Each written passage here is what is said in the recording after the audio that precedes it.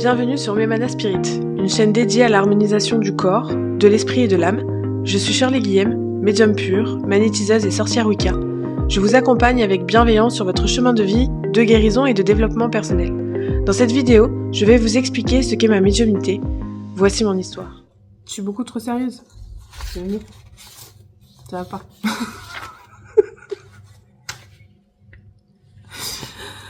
Bonjour à tous et à toutes.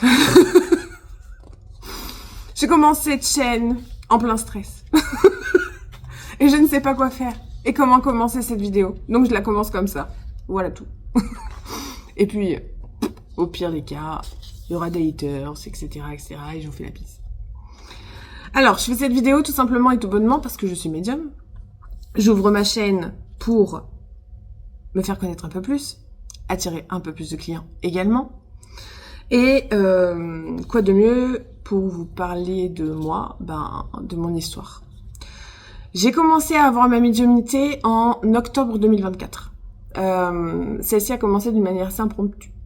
C'est-à-dire qu'en septembre, j'ai un putain de papillon qui est arrivé chez moi, aussi gros que ma main, et qui m'a foncé dessus, parce que j'avais juste la lampe de mon téléphone, et je me suis retrouvée à faire du rase-motte au sol, pour éviter qu'il me fonce dessus.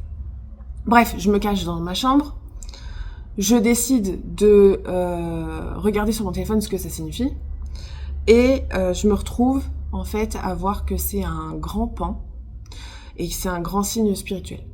Là, à ce moment-là, je me dis, putain, ça me fait chier, j'ai pas envie du tout qu'il meure dans mon appartement, surtout si c'est un signe de guide. Et je décide d'y retourner pour le faire sortir, sauf que plus de papillons. Je prends les baguettes de sourcier. Je pose des questions, il se passe rien, rien ne bouge. Je prends mon pendule, je fais l'alphabet sur une feuille, et là je commence à discuter, poser des questions, en oui, non, alphabet, et je découvre que je discute en fait avec mon oncle.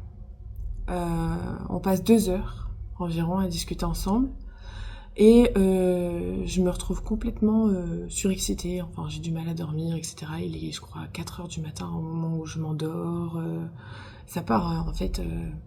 vraiment en cacahuète. Là, à ce moment-là, je me dis, mais je suis complètement tarée, avec le pendule, à discuter avec quelqu'un que, en soi, c'est mon oncle, mais il est décédé et je l'ai jamais connu. Bref. Donc, en gros, cette vidéo, et pour vous expliquer un peu tout ça, un peu, qu'est-ce que ma vie, qu'est-ce que la médiumnité, quelle est la différence entre médium pur, entre médium standard, les différents dons, comment ça se passe pour chaque personne, parce que chaque médium est différent ou différente. Moi, j'ai toujours été intéressée en fait par tout ce qui était médiumnité, tout ce qui était ésotérique, tout ce qui était lithothérapie. J'ai donc en janvier 2024 commencé à me mettre au magnétisme, J'ai remis en place la lithothérapie dans ma vie. Parce que en étant ado, ça m'intéressait beaucoup, puis ensuite les choses de la vie ont fait que j'ai arrêté tout ça. Et au fur et à mesure, en fait, j'ai commencé à avoir de plus en plus de ressentis, de plus en plus de, on pourrait dire, de visions. Et après ce grand signe spirituel, des sons sont apparus dans mes oreilles. D'abord, c'était des sons très aigus. Alors je vous rassure, c'était pas des acouphènes. Et pour finir, un jour, du jour au lendemain, j'ai commencé à entendre quelqu'un me parler. Et là, c'était le début de la fin. Parce que là, pour le coup, comment vous dire qu'après, tout est parti en couille. Mais vraiment. Donc en gros, qu'est-ce qu'une médium ?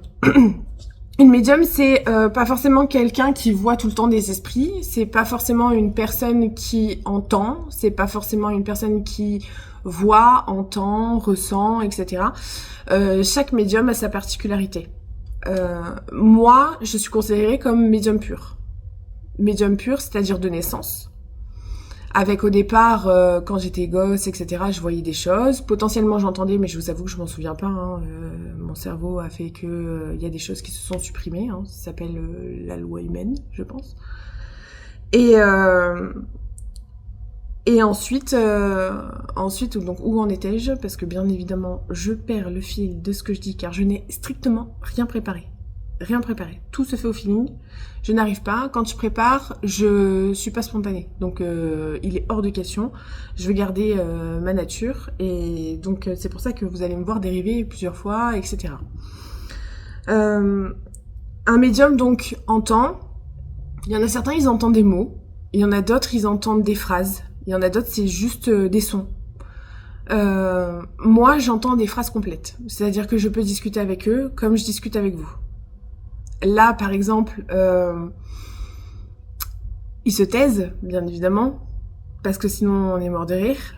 On peut me prendre pour une folle hein, dans la rue, et je mets des écouteurs. Je fais en sorte d'eux. Parce que je me suis déjà retrouvée en HP pendant 4 jours. Faut éviter d'y retourner tout de même, parce que la peur de l'enfermement, ça rend complètement taré. Donc, en gros, je suis médium pur. Je discute avec mes guides. Je discute également avec des personnes décédées qui sont bloquées sur notre plan. J'ai des visions. C'est assez rare. Généralement, les visions me viennent quand je fais des méditations. Au départ, j'étais en méditation guidée, où juste je suivais une vidéo et je m'embêtais pas. J'écoutais et je visualisais moi-même. Et puis, au fur et à mesure du temps, en fait, des choses ont commencé à arriver. Et là, je me suis dit, je vais me laisser aller, je vais suivre. Et voilà.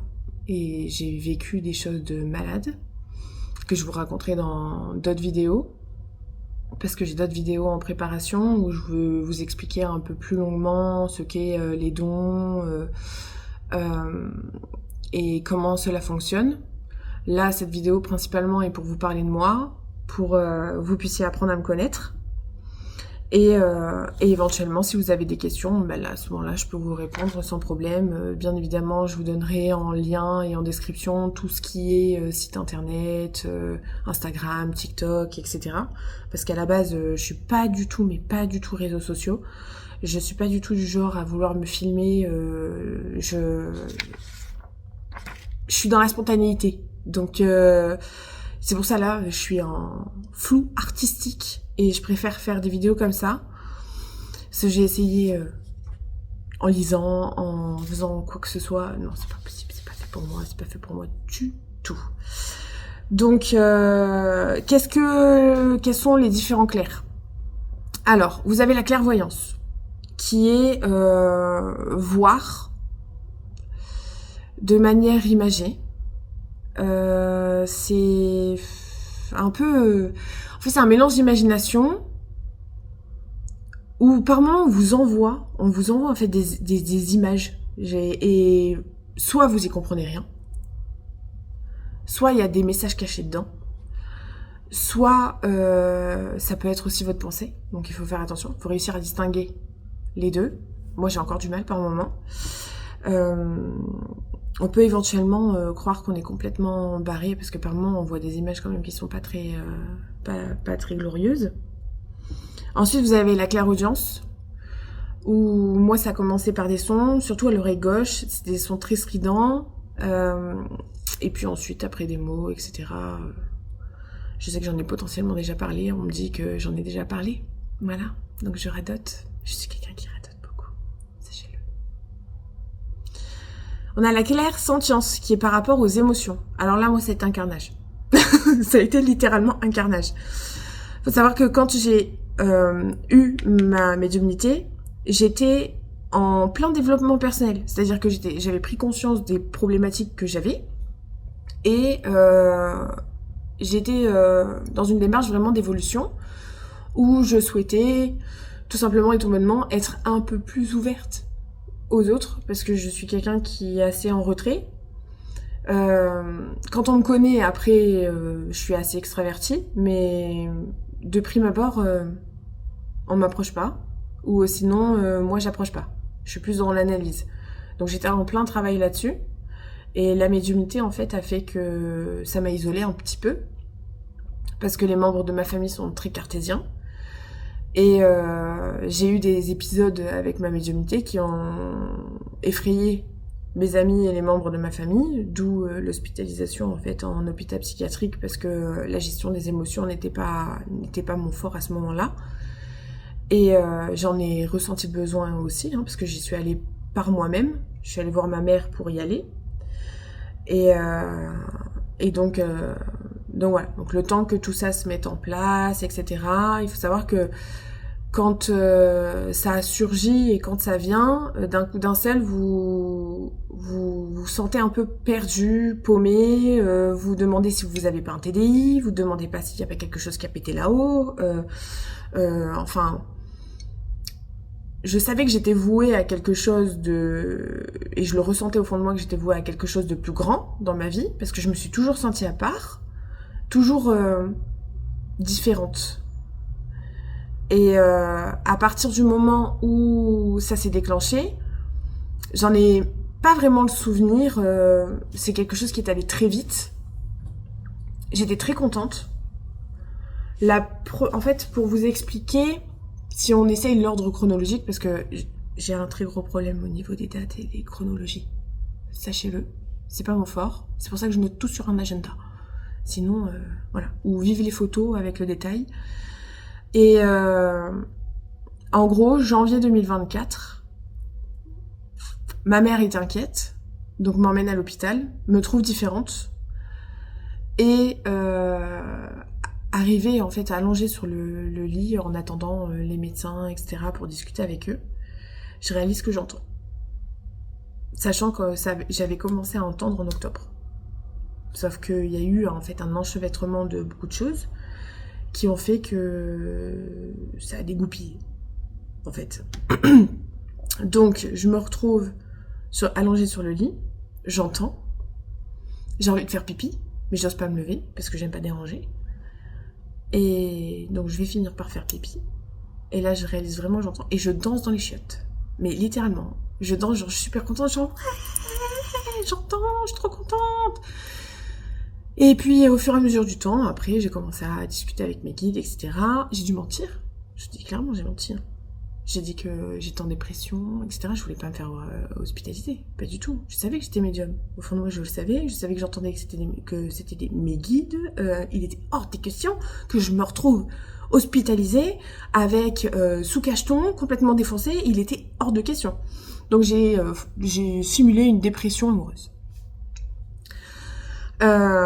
Ensuite, là, il y a des choses qui sont corsées. J'ai développé plusieurs clairs en même temps, ce qui a fait que j'ai eu du mal à gérer. J'avais l'audience, j'avais la vision, qui a été contrôlée un peu, et j'ai commencé à avoir des fantômes. Enfin, il y en a, ils appellent ça esprit, il y en a, ils appellent ça entité. Le truc, c'est qu'ils supportent pas qu'on les appelle entité. Ils trouvent que c'est péjoratif, donc il est préférable de les appeler défunts, ou bien esprit, ou bien fantôme. Ils préfèrent fantôme. Moi, je trouve que c'est plus péjoratif fantôme, mais chacun son d'elle. Et ensuite, donc j'ai parlé de la clairvoyance. J'ai toujours eu un clair ressenti. À chaque fois que je rentrais quelque part, je sentais pas l'endroit, etc. Enfin, il y a une maison dans laquelle on habitait quand j'étais gosse. On a emménagé, j'avais 12 ans. Et j'étais arrivée au portail et j'ai dit non, je veux pas. Je veux pas y aller. Mais bon, j'avais pas le choix après. J'avais 12 piges. Et il s'est passé des trucs de fou. Mais vraiment des trucs de malade. Et qu'est-ce que j'ai débloqué d'autre ensuite ? Alors, on a ce qu'on appelle la claire connaissance. La claire connaissance, c'est quelque chose lié à l'instinct. C'est en fait, par exemple, vous avez... par moment, vous allez faire un truc et au fond de vous, vous savez que c'est ça. Je sais pas comment vous l'expliquer, c'est un je sais, c'est tout. On va vous poser la question, on va vous dire mais pourquoi t'as fait ça ? Bah parce que je sais, c'est tout, c'est comme ça, c'est là. Enfin, il faut y aller, c'est là. Ah bah en gros, c'est ça. C'est votre instinct, c'est votre intuition. Le magnétisme fait pas partie de la médiumnité, mais il est en lien. au niveau de l'ésotérisme, etc. Parce que je suis aussi sorcière Wicca, donc je fais tout ce qui est guérison, tout ce qui est protection, nettoyage énergétique. Je fais aussi tout ce qui est exorcisme. Ça, faut bien le prendre en compte parce que moi-même, j'ai eu une problématique à ce niveau-là. Débutant, en fait, en début d'année, je me suis retrouvée à attirer des énergies négatives. Pardon. Ce qui a fait que, en fait, j'ai dû m'en débarrasser. Avec mes guides, on n'a fait que de se battre, etc. Et je suis chrétienne, donc je crois en tout ce qui est démons, anges, archanges. Alors après, je suis chrétienne de cœur, mais d'esprit, je suis multiculturelle. Donc je crois en fait en mon Dieu, mais aussi en tous les autres dieux de toutes les autres religions ou bien cultures. J'ai eu l'occasion dans ma médiumnité d'en croiser certains, très intéressants, d'autres complètement tarés. Et donc j'ai appris tout simplement leur culture et j'apprends encore. J'ai appris à me défendre et ils ont aussi appris à se défendre. Dans mes guides, je vais avoir un certain J, que je vais pas nommer entièrement, qui est en fait un âme sœur avec qui j'ai eu énormément de vie antérieure.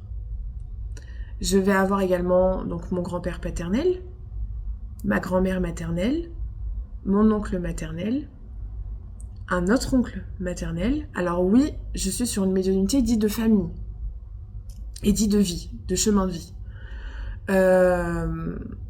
Certains médiums, eux, ont des démons, des anges, etc. J'ai également l'archange Saint-Michel avec qui je suis reliée. J'ai d'autres êtres spirituels également, des divinités telles que Kali. Je vais avoir des êtres spirituels polynésiens. Je vais avoir aussi des êtres spirituels liés à Allah. Je vais également avoir des personnes liées à tout type de religion, bouddhisme, hindouisme. Il y a énormément de connexions qui ont été faites. Et c'est pour ça que, en fait, aussi, j'ai eu cette problématique de je savais plus où je logeais. Complètement. Toutes ces connexions, aussi, ont déclenché ce qu'on appelle la claire-écriture. Alors, la claire-écriture, c'est tout simplement et tout bonnement, à partir du moment où je commence à écrire, ce n'est plus moi qui écris. C'est une personne qui souhaite me passer un message, un guide, un défunt, un être, tout simplement, une âme, qui souhaite me parler. Et donc là, je vais écrire et on va voir clairement mon écriture changer. Là, c'est incroyable. Mon écriture, j'écris quand même relativement gros. Hein. La plupart des filles écrivent d'une manière, pas patte de mouche, mais vraiment très gros. Et ça m'est arrivé d'écrire comme un médecin. Également, des pattes de mouche. Et principalement, c'est mes guides qui écrivent et qui retranscrivent les messages. Et j'arrive en fait à ressentir, donc la claire sentence, à ressentir qui écrit à ce moment-là. Il y a aussi ce qu'on appelle, donc là c'est plus compliqué, et c'est quelque chose qui m'a énormément impactée dans ma vie de tous les jours, mais aussi au niveau de ma famille et de mes amis. C'est ce qu'on appelle l'incorporation. Alors l'incorporation, normalement, la définition est que un défunt, lorsqu'il veut tout simplement et tout bonnement prendre contact avec une personne, incorpore le corps du médium ou de la médium et va parler à la place et agir par moment physiquement à la place en fait de la médium. C'est comme si la médium, elle était mise de côté dans son esprit et l'être, l'âme, le défunt, incorpore la personne et parle en fait avec le changement de voix, etc. On est conscient, hein. On est derrière, on est conscient, on voit ce qui se passe, on peut prendre le relais à tout moment. Alors il y en a certains qui ont plus de difficultés que d'autres, parce que vous avez aussi des chamans qui font ce genre de choses. Il y a d'autres cultures où on peut connaître aussi l'incorporation. Pour ma part, c'est quelque chose qui m'a énormément perturbée. D'une part parce que je suis quelqu'un qui est hyper contrôleuse. Donc comment vous dire que l'incorp pour une hyper contrôleuse, non, en fait. Donc j'étais plus là à me battre en permanence et à rejeter en permanence les personnes pour reprendre le contrôle de mon corps et de ma vie. Puisque pour moi, on allait me voler ma vie. J'ai associé pendant un certain temps l'incorporation à la possession. C'est quelque chose de très effrayant. Et je tiens vraiment à préciser que la médiumnité, c'est pas un jeu. L'ésotérisme, c'est pas un jeu. Et le magnétisme non plus. Parce que le magnétisme peut déclencher une médiumnité. Alors après, ça dépend de votre chemin de vie. Ça dépend de... Oui, à quoi vous êtes voué. Moi, le truc, c'est que je suis née avec. Ça s'est coupé entre-temps. Et c'est revenu, en fait, quand je me suis remis dans la lithothérapie, dans l'ésotérisme, parce que j'ai toujours été intéressée là-dedans. Et ça peut être très dangereux. Ça peut être très dangereux dans le sens où, psychologiquement, si on n'est pas prêt, on peut se faire du mal, on peut faire du mal aux autres, de manière consciente ou inconsciente. C'est pour ça que je vous mets un petit warning dans la vidéo. Et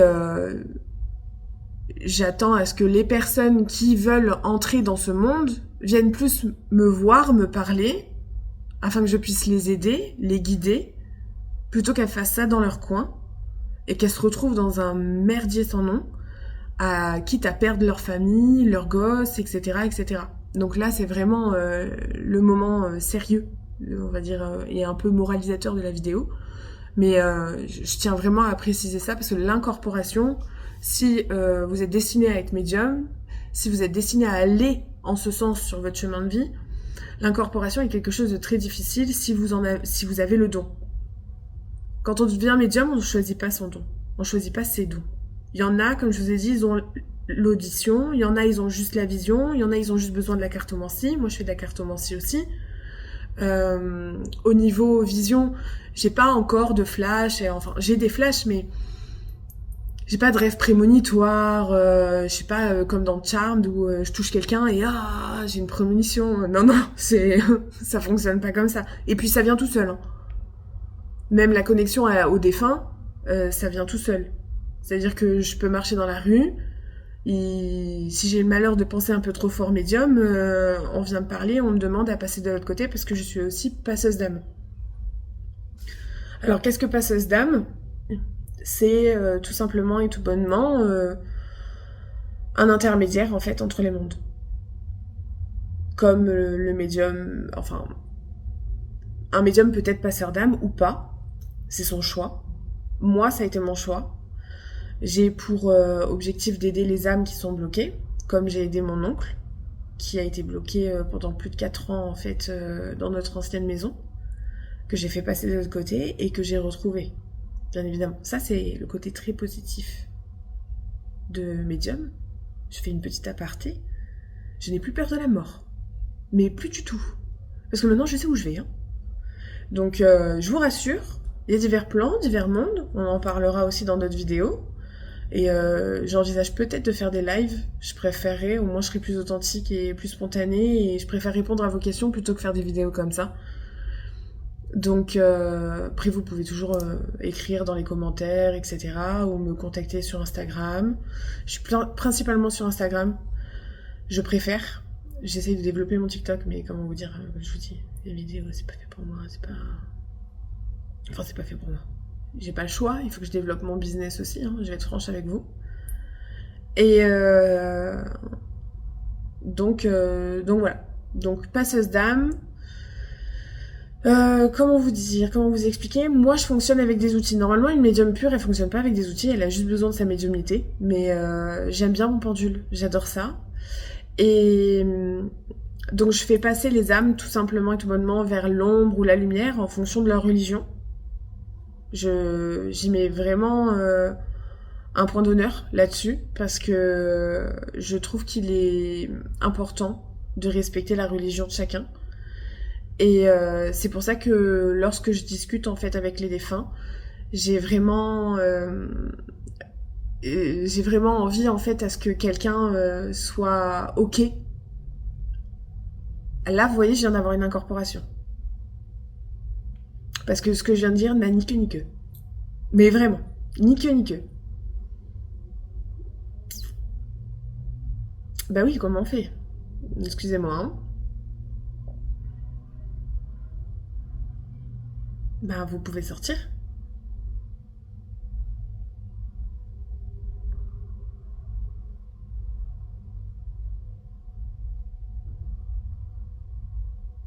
C'est ça, exactement. Je suis en train de tourner une vidéo pour ma chaîne YouTube et vous êtes en train de m'emmerder. Oui, c'est clairement ça.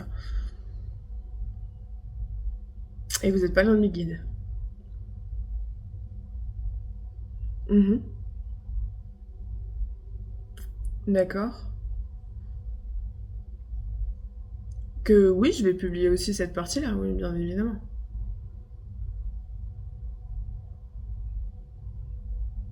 Merci. Donc, là, comme vous pouvez le voir, j'ai eu un accord. Vous avez vu que ça n'a pas... Enfin, j'avais un discours complètement sain juste avant. Et là, il y avait plus personne. Et donc, j'ai repris directement le relais. Normalement, l'incorporation, la personne qui souhaite rentrer en incorporation est censée demander l'autorisation à la médium. Normalement, j'ai bien normalement. Étant médium pur, il y en a qui se permettent aussi par moment à faire ce genre de choses sans crier gare. Et donc c'est pour ça que j'expliquais auparavant qu'il fallait avoir quand même un esprit quand même assez développé et très fort pour savoir taper du poing sur la table et dire non mais tu t'es pris pour qui en fait c'est pas parce que t'es une âme, un défunt, etc. que tu dois pas me respecter. Avant tout, il faut respecter l'être. L'être, l'âme, le médium, le canal par lequel on peut passer pour envoyer un message soit à nos proches ou tout simplement m'envoyer un message à moi-même. Parce que là, en fait, c'est quelqu'un qui a voulu m'envoyer un message à moi-même en me disant potentiellement que je parlais trop. Or, moi, pour ma part, ma mission est aussi de vous prévenir et de vous informer de ce qu'est la médiumnité dans ses bons côtés, mais aussi dans ses mauvais côtés. Je vais pas vous vendre du rêve, prendre le risque potentiellement, lorsque quelqu'un va venir me parler, de tout simplement et tout bonnement en fait aller vers la médiumnité, alors que s'il faut ça ne lui convient pas. Peut-être qu'elle n'est pas prête tout simplement sur son chemin de vie et qu'elle est vouée à autre chose en fait par l'univers. Parce qu'avant tout, je suis univers. C'est-à-dire que je crois aux signes, aux synchronicités, excusez-moi. Et en plus de ça, je suis chrétienne et je crois en Dieu. Donc certaines personnes, en fait, l'univers les guide, envoie des signes, comme moi avec le papillon, et d'autres essayent d'envoyer des signes par les médiums, comme j'ai eu au moment de l'incorporation. Pour reprendre le fil avant l'incorporation et le moment où on m'a dérangée. Je parlais donc de tout ce qui était passage d'âme et du respect que j'avais en fait pour les diverses cultures et origines et que je souhaite maintenir à chaque passage. Donc c'est pour ça que lorsque je discute avec les défunts, quand ils veulent passer de l'autre côté, j'aime bien leur demander quelle origine ils ont, afin de les faire passer soit par la porte, je dirais, biblique, qui est la mienne, c'est-à-dire ombre, lumière biblique, ou sinon par une porte dite plutôt universelle, où là, leurs proches, en fait, les attendent de l'autre côté, les voient, et tout simplement, ensuite, ils vont là où ils doivent aller. Parce que je ne sais pas forcément où ils doivent aller. J'ai ma petite idée, mais principalement, je préfère ouvrir une porte unique et laisser en fait le jugement universel ou bien dernier, ou quel que soit le nom en fait qui est donné par la religion. Je préfère laisser le jugement faire. Je peux éventuellement aider psychologiquement aussi les êtres. Certains restent bloqués très longtemps et perdent la mémoire. Et ont besoin de savoir, en fait, par moment, d'avoir des réponses sur leur mort, etc. Alors, je vais pas deviner, je vais pas voir dans le passé, hein, je vous dis direct. Hein, on n'est pas dans une émission, enfin dans une ancienne série des années 90 pour que je puisse deviner ça, c'est hyper compliqué. C'est en discutant avec la personne que potentiellement je peux l'aider à se soulager psychologiquement afin de la faire passer de l'autre côté. Qu'est-ce qu'il y a d'autre au niveau de la médiumnité ? Écoutez, je pense que j'ai dit l'essentiel, j'ai dit le plus gros des points. Je vais faire appel à vous pour que vous me posiez des questions. Et là, à ce moment-là, j'envisagerai plus des lives et j'enregistrerai les lives afin de les diffuser directement sur ma chaîne. À venir, vous allez avoir aussi des méditations guidées et je vais faire également des podcasts. Cette vidéo, je vais la retranscrire aussi en podcast. Qu'est-ce que je vais vous faire d'autre ? J'ai tout noté. Il y a différents types de médiums. Je vais vous parler aussi de la démonologie. Je vais plus détailler en fait les points qui ont été amenés là dans cette vidéo. J'espère que vous allez l'aimer. Donc n'oubliez pas de cliquer sur le pouce bleu. N'oubliez pas de vous abonner également. Et je vous remercie d'avance. Je vous fais plein de bisous et j'espère que l'univers vous enverra tous les signes de bonheur et d'amour et d'espoir dont vous avez besoin. N'hésitez pas à me contacter et à faire appel à moi si vous avez besoin d'aide au niveau médiumnique ou bien pour faire passer l'un de vos défunts parce que vous savez qu'il est bloqué, vous avez ce ressenti-là et donc là à ce moment-là je pourrais me connecter à lui. Ou n'hésitez pas non plus à faire appel à moi si vous voyez que des personnes sont vraiment pas bien psychologiquement à cause de la médiumnité et donc là à ce moment-là je pourrais les aider car j'ai réussi à retrouver toute ma tête et ma positivité. En tout cas je vous fais de gros bisous et là moi c'est le week-end donc je vous souhaite un bon week-end ou une bonne semaine de travail. Ciao.